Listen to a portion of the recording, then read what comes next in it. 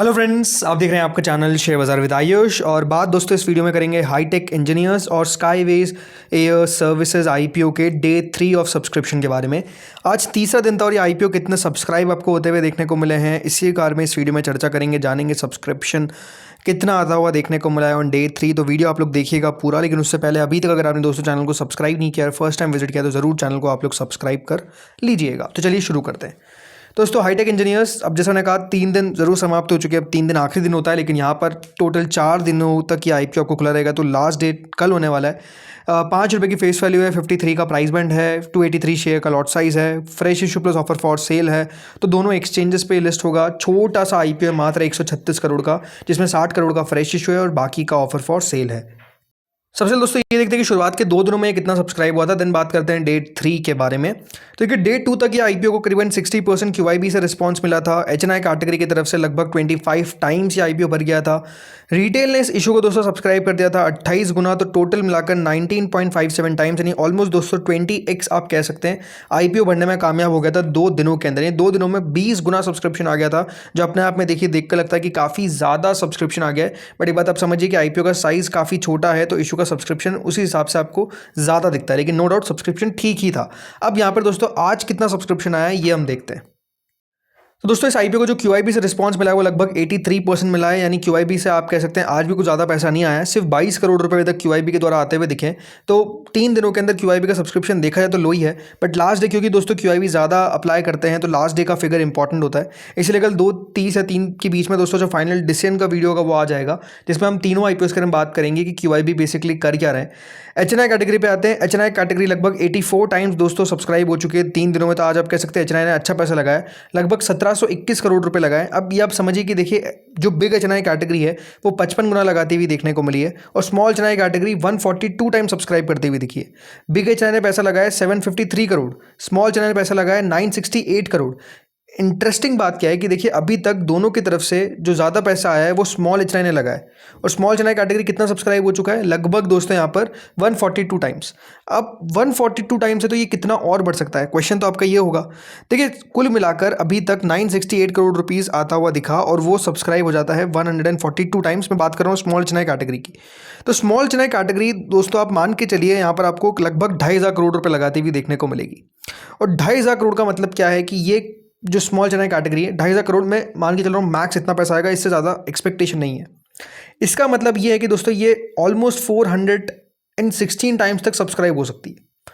मतलब आप समझिए कि स्मॉल एचएनआई कैटेगरी में सब्सक्रिप्शन जो रहेगा वो 300 से 420 गुना के बीच में रहेगा। अब ये फिगर इतना ज़्यादा डिफरेंस क्यों आ रहा है, बिकॉज छोटा सा आईपीओ है तो कुछ कह नहीं सकते कि देखिए क्या होगा। बिग एचएनआई पे आते हैं। बिग एचएनआई कैटेगरी के द्वारा दोस्तों लगभग 753 करोड़ रुपीस हमको आता हुआ देखने को मिला है, और सब्सक्रिप्शन 55.49 टाइम है। देखिए बिग एचएनआई कैटेगरी इस आईपीओ में आई फील कि देखिए 3,000 से 4,000 करोड़ रुपए लगा सकती है। 4,000 करोड़ रुपए दोस्तों अगर लगाती है तो इसका मतलब क्या है कि देखिए ये कैटेगरी लगभग 300 गुना तक जाएगी, बट एप्लीकेशन वाइज कितना जाएगी 60 टाइम्स के आसपास।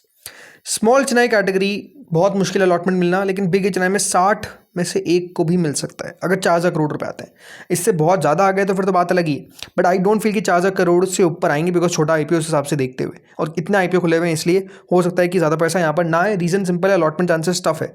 तब भी 60 में से भी अगर एक को मिल जाता है तो वो उतने टफ चांसेस नहीं है, आपको ये कह सकता हूँ मैं। क्यों कह रहा हूँ, क्योंकि रिटेल पोर्शन देखिए 66.78 टाइम सब्सक्राइब हुआ है। रिटेल ने अभी तक इस आईपीओ में 3,172 करोड़ रुपीज़ लगा दिए हैं, और रिटेल कैटेगरी 66.78 टाइम सब्सक्राइब हो गई है। रिटेल कैटेगरी की तरफ से दोस्तों इस आईपीओ में होता क्या है, जितना लार्ज सब्सक्राइब होता है उसका डबल पैसा आता है, बट आई फील कि उतना पैसा ना आके भी अगर 5,000 करोड़ भी आ गया तो ये जो दोस्तों पोर्शन है ये सब्सक्राइब हो जाएगा बाय मोर देन 100 टाइम्स। तो रिटेल में आप मान के चलिए कि 100 गुना से ऊपर सब्सक्राइब होगा। मेरे हिसाब से 110 गुना तक जा सकता है अगर 5,000 करोड़ रुपए आते हैं। अगर इससे ऊपर आ गया तो फिर तो बात अलग ही है। अगर डबल आ गया तो मतलब समझ सकते हैं कि दोस्तों कितना हो जाएगा सब्सक्राइब, लगभग 124-125 गुना। तो रिटेल में अलॉटमेंट मिलना टफ रहेगा, ये कह सकते हैं। स्मॉल एचएनआई में सबसे टफ रहेगा, मतलब सबसे माइन्यूट चांसेस यहाँ पर है, और सबसे अच्छे चांसेस रहेंगे बिग एचएनआई में। टोटली आईपीओ 51.74 टाइम्स, यानी 2 दिनों में लगभग 5,000 करोड़ रुपये पाता हुआ देखने को मिल गया है। कंपनी के बारे में अगर हम थोड़ी सी चर्चा करें तो देखिए ये बात सही है कि कंपनी बहुत जोरदार है और बहुत अच्छे वैल्यू पे आपको आती हुई देखने को मिल रही है। कंपनी बेसिकली एक दोस्तों B2B हाइड्रोलिक फिटिंग मेकर है और कंपनी यहाँ पर 4 डेकेड ओल्ड कंपनी है, मतलब 40 साल से आपको कंपनी कार्यरत है। थाने बेस्ड कंपनी है, जैसे बताया ये मैन्युफैक्चर है किसकी, हाइड्रोलिक्स की, और ये B2B यहाँ पर बिजनेस करती है। इसके जो प्रमोटर है बेसिकली IIT बॉम्बे के एल्यूमिना है और कंपनी का जो प्रोडक्ट है वो दोस्तों मैन्युफैक्चर होता है 4 प्लांट्स पे और यूज़ होता है बाय ओरिजिनल इक्विपमेंट मैन्युफैक्चरर्स, जिसमें construction machinery, automotive, farm equipment, injection moulding machines, hydraulic systems, ये सब जगह आ गया। इसके अलावा एडिशन में कंपनी जो है यहाँ पर आपको काम करती हुई देखने को मिलती है, मतलब इनका सर्टिफिकेशन है to supply for railways and defence also. तो आप समझ सकते हैं कि वहाँ पर भी कंपनी आपका रेवेन्यू जाता हुआ दिखता है। फ्रेश इशू हो रहा है, बेसिकली कंपनी को कैपेक्स करना है। हाई मार्जिन आपको बिजनेस देखने को मिलता है, कंपनी की ग्रॉस मार्जिन लगभग 65% के आसपास है। प्राइसिंग को अगर देखा है तो कंपनी 17-18 के मल्टीपल पे अपना IPO लाती हुई देखने को मिल रही है, जो बहुत ही कम दिखता है बिकॉज जिस प्रकार की दोस्तों यहाँ पर आप कह सकते हैं अंडर वैल्यू पे चल रही है, बिकॉज डबल कंपनी के जो मार्जिन है वो डबल डिजिट आपको देखने को मिलते हैं, 20% के ऊपर का ROE है। तो आई थिंक इन लेवल्स पे कंपनी ने बहुत जगह छोड़ी निवेशकों के लिए। आई थिंक अगर आपको अलॉटमेंट मिल जाता है तो ये भी आपको मैं कह सकता हूँ कि डबल होने का कंटेंडर है। जी हाँ, बट अलॉटमेंट मिलना टफ रहेगा, ये आप मान के चलिए। तो जो भी अप्लाई कर रहा है वो इस हिसाब से अप्लाई करे कि अगर मिल गया तो ठीक है, बिकॉज अलॉटमेंट मिलना इस IPO में बहुत ज़्यादा टफ होने वाला है। GMP कितनी है तो देखिए GMP 40 रुपये, मतलब लगभग 75% के आसपास दोस्तों GMP चलती हुई देखने को मिल रही है। और जैसे मैंने कहा छोटा IPO है तो इंटरेस्टिंग होगा देखना कि QIBs क्या करते हैं इस IPO के अंदर। लेट्स सी होता क्या है कल के दिन। अब आ जाते हैं अगला IPO पे जिसका नाम है स्काईवेज एयर सर्विसेज। जी हाँ, एक और दोस्तों नया IPO, ये भी आपको बंद होता हुआ देखने को मिलेगा कल के दिन। 3 दिन इसके भी समाप्त हो चुके हैं आज। 138 का इसका प्राइस बैंड है, 100 शेयर का लॉट साइज है, फ्रेश इशू पे ऑफर फॉर सेल है। 583 करोड़ का IPO है जिसमें 399 करोड़ का फ्रेश इशू है और बाकी का ऑफर फॉर सेल है। यहाँ पे क्या हुआ था शुरुआत के 2 दिनों में, तो देखिए शुरुआत के 2 दिनों में 47% QIB ने भरा था, 2.5 टाइम्स H9 ने भरा था, रिटेल ने सब्सक्राइब किया था बाय 3.5 गुना यानी 3.5 टाइम्स, एंड टोटल यहाँ पे सब्सक्राइब हो गया था 2.46 टाइम्स विद इन 2 डेज। तो 2 दिनों में इशू को सब्सक्रिप्शन ठीक ठाक मिला था 2.46 टाइम्स के आसपास। लेकिन आज क्या हुआ ये अब आप देखिए। तो यहाँ पे दोस्तों जो QIB का पैसा है वो लगभग 49% के आसपास आता हुआ दिखा है, मतलब QIB कैटेगरी आप कह सकते हैं आज कुछ ज़्यादा पैसा लगाती हुई नजर नहीं आई है। सभी IPOs में आज के दिन QIB का पैसा नहीं आया, रीज़न सिंपल है, बिकॉज आज सेटलमेंट हॉलीडे है तो कल ही आपको पैसा आता हुआ दिखेगा और ऑब्वियसली थर्ड डे होता है तो वो लगाते भी नहीं है। बाकी करीबन 57 करोड़ के आसपास अभी तक अगर आप देखेंगे तो पैसा जो है वो हमको आता हुआ देखने को मिल गया है। इसके अलावा HNI कैटेगरी 6.91 टाइम सब्सक्राइब हुई है, 605 करोड़ रुपए आते हुए देखने को मिले हैं। बिग HNI ने 317 करोड़, स्मॉल HNI ने 288 करोड़ रुपीज़ के आसपास लगाया। अब यहाँ पे हो क्या रहा है देखिए, पैसा सबसे कम आपको आता हुआ देखने को मिल रहा है, मतलब बिग HNI कैटेगरी ने अभी तक सिर्फ 317 करोड़ रुपए लगाए, जो आप कह सकते हैं बेहद कम है। 5.43 टाइम्स के आसपास ही भरा है। बिग HNI कैटेगरी कितना अप्लाई कर सकती है, देखिए बिग HNI कैटेगरी इस IPO में भी मुझे लगता है कि 3-4 करोड़ रुपये अप्लाई कर देगी। 3,000 करोड़ भी अगर हम दोस्तों मान के चलते हैं कि 3,000 करोड़ रुपये आते हुए दिखते हैं और करीबन यहाँ पर बिग HNI कैटेगरी उसके हिसाब से फिर कितना 50 गुना के आसपास सब्सक्राइब हो जाएगी और एप्लीकेशन वाइज मोटा मोटी 10-11 गुना के आसपास सब्सक्राइब हो पाएगी। रीज़न सिंपल है, बिकॉज अभी तक बहुत लो सब्सक्रिप्शन है। स्मॉल HNI कैटेगरी ने करीबन दोस्तों अभी तक 288 करोड़ रुपीज़ लगाए, 9.88 टाइम सब्सक्राइब हुआ है। स्मॉल HNI कैटेगरी अगर 1,500 करोड़ रुपये लगाती है इस IPO में तो दोस्तों जो सब्सक्रिप्शन हमको आता हुआ दिखेगा स्मॉल HNI में वो भी करीबन 51 टाइम्स के आसपास ही आपको देखने को मिलेगा। तो यहाँ पर स्मॉल HNI का सब्सक्रिप्शन आई फील कि देखिए 40 से 50 गुना, यहाँ पर 55 गुना के बीच में आपको रहता हुआ दिख सकता है। रिटेल पोर्शन 6.97 टाइम तक सब्सक्राइब हुआ है। रिटेल ने इस IPO में अभी तक 1422 करोड़ रुपए लगाए। रिटेल की तरफ से लगभग दोस्तों 6.97 टाइम जो सब्सक्रिप्शन आया है, कितना और बढ़ सकता है। मैं आपसे देखिए रिटेल कैटेगरी इस IPO में 3,000 करोड़ तक लगा देगी। 3,000 करोड़ का मतलब क्या है कि देखिए रिटेल पोर्शन आपको मोटा मोटी यहाँ से 15 गुना तक सब्सक्राइब होता हुआ दिख सकता है टोटल। और ये क्यों मैंने फिगर इतने कम लिए, रीज़न सिंपल है, बिकॉज IPO को लेकर थोड़ा सा नेगेटिविटी दिखता हुआ देखने को मिल रहा है। बाकी टोटल ये IPO 5 गुना के आसपास सब्सक्राइब हुआ है। कंपनी को कह सकते हैं जितने भी IPO खुले हुए हैं सबसे कम पैसा मिला है अभी तक, मात्र 2,000 करोड़ रुपए। तो क्या कंपनी सही में ख़राब है? अब थोड़ी सी बात इस कंपनी के ऊपर भी कर लेते हैं। स्काईवेज एयर सर्विसेज दोस्तों कंपनी IPO जैसे मैंने बताया जो लेकर आ रही है वो लगभग 399 करोड़ के आसपास का फ्रेश इशू है। अब इंपॉर्टेंट बात क्या है कि दोस्तों कंपनी के ऊपर 505 करोड़ की ग्रॉस डेट है, उसमें से कंपनी 217 करोड़ की अपनी डेट ही चुकाएगी इस फ्रेश इशू से और बाकी का 130 करोड़ का वर्किंग कैपिटल है।